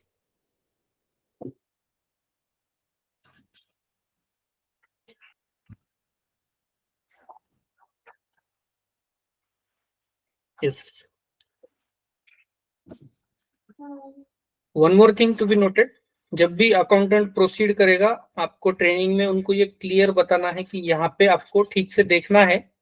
स्टूडेंट का ईयर करेक्ट हो सकता है यहाँ पे क्लास सेकंड ईयर, बट कोई स्टूडेंट ऐसा होता है जो पिछले साल सेकंड ईयर में था, वहां पे वाईडी हो गया, वहां पे उसने फी भरा ही नहीं है, अब वो करंट ईयर में फिर से सेकंड ईयर में आएगा, तो यहाँ पे उसकी सेकंड ईयर की 2 एंट्री हो सकती है, सेकंड ईयर की, और गलती से वो क्या करता है पिछले साल 22-23 में ही वो पे कर देता है पेमेंट, उसको बाद में पता चलता है कि हमें 23-24 में उसका पेमेंट लेना था।